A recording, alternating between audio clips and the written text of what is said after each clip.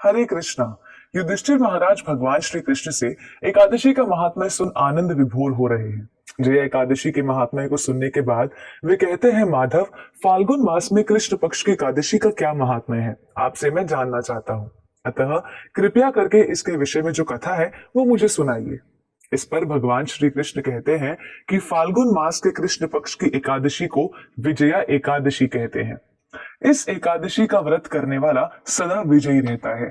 तुमसे पूर्व केवल देव ऋषि नारद ही इस कथा को ब्रह्मा जी से सुन पाए हैं। तुम मेरे प्रिय हो, इसलिए तुम मुझसे ये कथा सुनो। त्रेता युग में मर्यादा पुरुषोत्तम श्री रामचंद्र जी को जब 14 वर्ष का वनवास हो गया, तब वे श्री लक्ष्मण तथा सीता जी सहित पंचवटी में निवास करने लगे। वहां पर दुष्ट रावण ने जब सीता जी का हरण किया, तब इस समाचार से श्री रामचंद्र जी तथा लक्ष्मण अत्यंत व्याकुल हुए और सीता जी की खोज में चल दिए।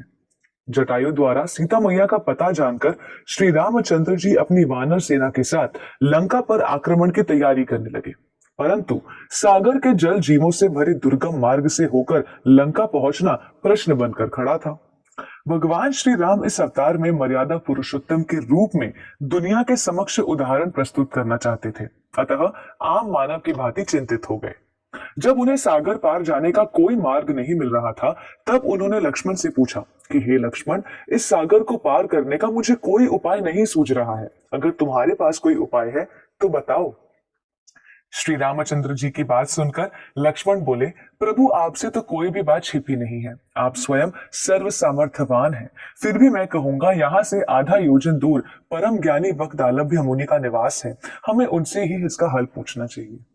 भगवान श्री राम लक्ष्मण समेत वक्दालभ्य मुनि के आश्रम में पहुंचे और उन्हें प्रणाम करके अपना प्रश्न उनके सामने रख दिया। मुनिवर ने कहा, हे राम, आप अपनी सेना समेत फाल्गुन मास के कृष्ण पक्ष की एकादशी का व्रत रखें। इस एकादशी के व्रत से आप निश्चित ही समुद्र को पार कर रावण को पराजित कर देंगे। श्री रामचंद्र जी ने तब उक्त तिथि के आने पर अपनी सेना समेत मुनिवर के बताए विधान के अनुसार एकादशी का व्रत रखा और सागर पर पुल का निर्माण कर लंका पर चढ़ाई की। राम और रावण का युद्ध हुआ, जिसमें रावण मारा गया और व्रत के प्रताप से श्री राम सेना सहित सागर पर पुल का निर्माण कर लंका पहुंचे और रावण को परास्त कर अधर्म पर धर्म का परचम लहराया।